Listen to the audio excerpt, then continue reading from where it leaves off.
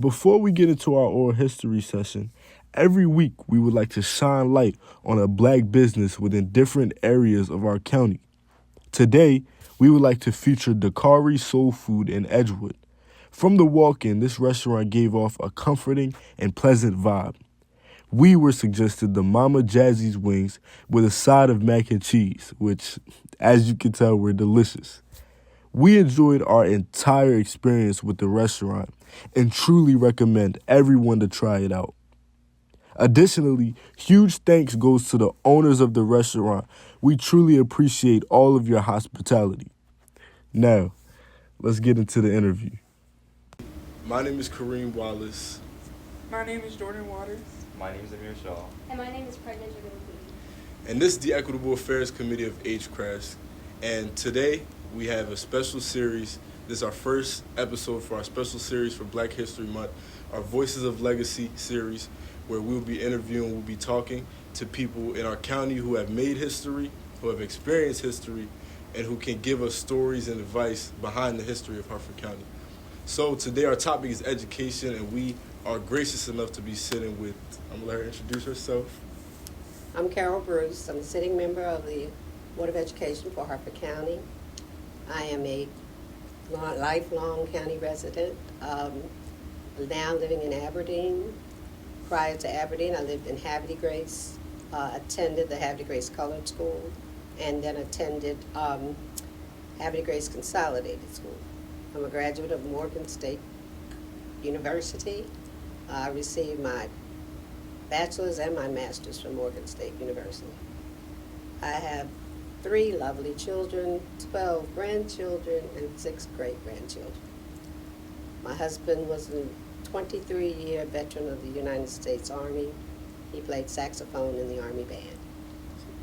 That's great. Well, we're very grateful to have you here with us today. So we'll go ahead and get started, right? For the first question we have for you is, I know that you started in elementary school, right? I know that you went to elementary school in a 4-room school that's adjacent to the Harford County Colored School, which is now a museum, right? Havre de Grace. The Havre de Grace, I'm Colored sorry, the School. Havre de Grace Colored School, which is now a museum. And in any way, having such a small environment, a small community for your education, did this, for better or for worse, make your education easier or harder? What's your experience with that, your perspective? Well, there's no comparison for today and for then, because African Americans were a family, always family-oriented group. So although we were in a 4-room school, we had teachers that cared a lot about us. My first grade teacher taught my mother and my uncles and aunts and my cousins, all in the Havre de Grace area. So we knew everyone. Dr. George Stansberry, first colored doctor for Harford County, was also attended the school, elementary school, primary. His father sent him to Cecil County because Cecil had a high school. And from there he went on to get an education, medical education. I think that when you are in an environment of love and protection, it's quite different than when you are in an environment where there's a lot of hate going on. We had our problems, but for the most part, I enjoyed my education. It was great when we left the colored school and we got to go to the consolidated school. We had a gym. We didn't have a gym at the colored school. If anybody goes to the Havre de Grace Colored School Museum and Cultural Center, the road out in the middle of in front of the school was the track, and the guys ran track. But they won all kinds of medals when they went to the Penn Relay in Philadelphia, Pennsylvania. We didn't have a gym, so we didn't play basketball. But when I got to Havre de Grace Consolidated, I played basketball, and we had all of the sports that we had in the school would have at that time. So what are you guys thinking about? You can ask the question. So as the school, how did you feel like, what was your experience as the school sort of kind of started to integrate? Like, I was in the 11th grade when they started the transition, and you could go to the Havre de Grace High School. So I was happy. I wanted to go to the Havre de Grace High School because, as I said, we didn't have the things at the colored school that we didn't have a gym and everything. So I said to the principal that I wanted to go. He talked to my mother, and he said no. He turned me down. So I was really kind of angry with him for a long time until I realized why he did this. Because the children that did decide to go were not welcomed warmly. They were not included. They actually were, a lot of them were threats and all kinds of things going on with them. I didn't know it at the time, but now I understood why because he knew I wanted to go to college, because my cousins, I had 5 cousins, and 3 were ahead of me who were all going to Morgan and Bowie, and that was drummed in us we were going to go to college and get an education.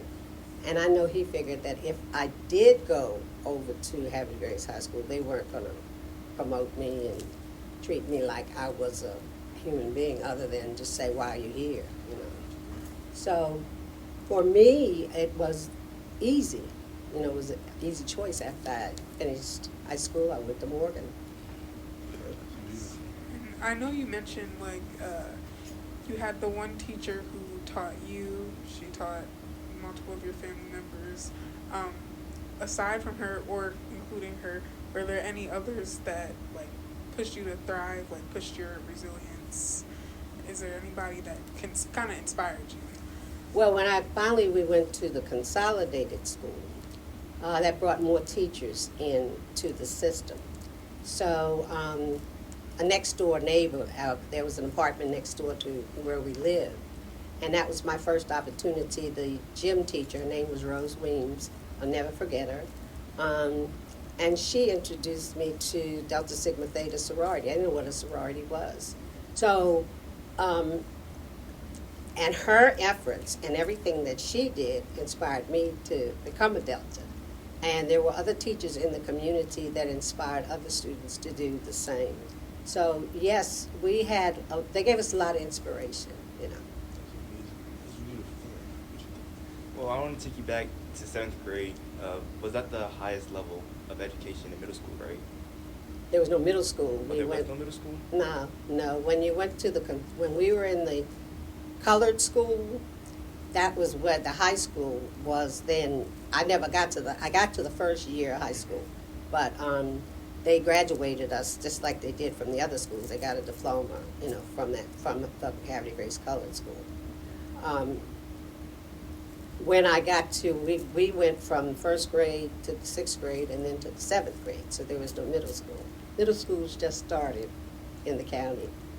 It's not, and a lot of people didn't like that they took the children from and put them over there in the middle school, because they thought that I don't know, you know, it's just children need to have some ability to look at where they're going. And, you know, when you're in the 6th, 7th, whatever middle school is, you know, you just have yourself. Those are some tough years, I think.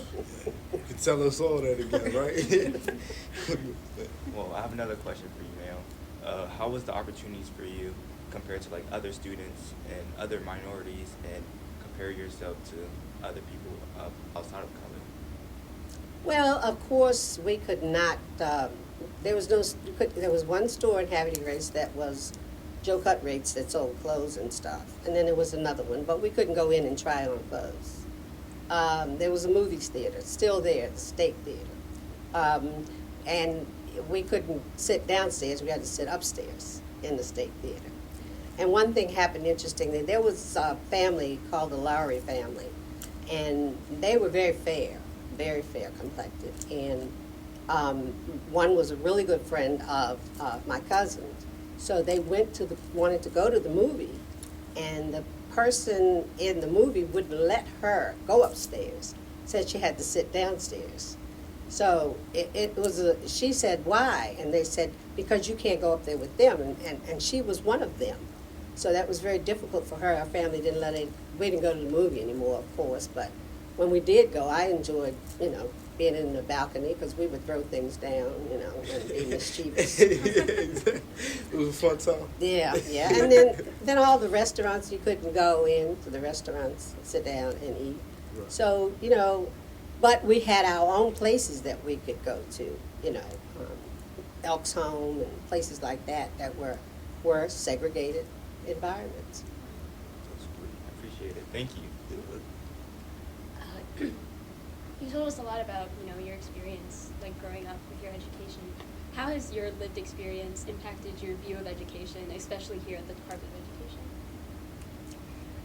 Well, I guess my experience, because when I was in high school, I didn't really, when we went to the consolidated school, there were a lot of teachers and they changed.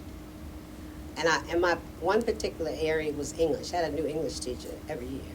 So by the time I got to Morgan, we weren't doing what's a verb, what's a pronoun, whatever. It's, okay, you got to write a paper. So it was difficult for me to make that adjustment. And I went to the teacher and explained to her, I said, I'm going to need some help in this area. And so she said, well, you'll get that help in summer school. So I had to go to summer school to get that help. So in many ways, the system, I'm not going to say the people, but the system prevented African Americans from thriving in many areas. When I was in high school, I had girls take typing and shorthand. And I didn't like typing, and I didn't like shorthand. And I told my mother, I want to be in charge. I want to be the secretary or something telling people what to do. I don't want to do that. So when I got to Morgan and I looked at the curriculum, I had no idea what business administration was. I didn't know anybody that majored in that field. But I knew if I was in business administration, I'd be able to tell somebody what to do. So it didn't stop me. It didn't hinder me from broadening my experiences. Now, when I got married and I had my daughter, my first thing was that I wanted her to go to Catholic school. And the reason was I wanted her to be able to focus on her education and not the environmental things that go on in public schools, the dressing and all that. Well, she had a uniform on, so that was all we had to have. So I think as I look at what's going on today, I'm a pro-uniform person. I just think that uniforms would take away a lot of the angst and anxiety that you have in public school over dress, So that's my biggest thing. I really believe that we need to do more as parents in the community to support the schools. And that's been my goal, to get the parents to support schools. That's amazing. That's amazing. Well, to wrap things up for you, right? One last big question, right? Okay. From not just us, but all students in Hartford County, right? So based off your history, what is one piece of advice that you would give to us, based on your experience, to us kids in Hartford County to help us grow and thrive in our education? I think if as I said before, I knew nothing about business administration, don't let barriers be there. Students need to pursue what makes them happy. Because if you get into a career and you're not happy doing what you're doing, you're going to fail. So, take some chances, try something new. As I said before, I didn't know anything about business administration. And I will tell you, when I got ready to do my statistics course, and I hated it, I figured out a way. I got in a group with 4 men, and I was in there with them, and I did all the fingering stuff. I said, y'all do the formulas and give me this stuff, and we'll be good. So you find a way. You find a way to accomplish a goal if you are determined to do it, and I was. Because at that time, there were very few African-American women. I think it was 2 of us in the whole Department of Business Administration. Jeez, that's crazy. Well, we really appreciate that. Yes. We really appreciate you, and we appreciate you taking time out of your day to talk to us, give us a piece of advice. As I told you before, you are a huge part of our history, and I'm very grateful to be able to sit down and talk like I'm talking to a history book. So I really appreciate that. And in honor of our appreciation, I know you told me you were a Delta. You told me you like elephants. So I want to just give this as a little thank gesture you of so our appreciation. much. So I appreciate thank you so you. much. Thank you. Hopefully you enjoy that. I will. I Well, will. He'll go I right along with the appreciate rest of them that I have. Yes, ma'am. And Sounds thank good. you so much for having me. Yes, And if ma'am. I can do anything for any one of you, call on me. Thank I'm you there. so much. Thank you. Thank you. And that's for our first episode of Hartford County Voice of Legacy. Stay tuned. We have one every week. Thank you, Hartford County. Thank you, Ms. Bruce. Thank you. I appreciate you so much. Oh, thank you so much. Thank you so much. I appreciate you coming out. Thank you. I'll come out this way. Thank you, man. Oh, thank you. You know, it's Thank always you it's a so much. blessing. It's a Thank blessing. you. I said I'm going to have to get a picture of my grand.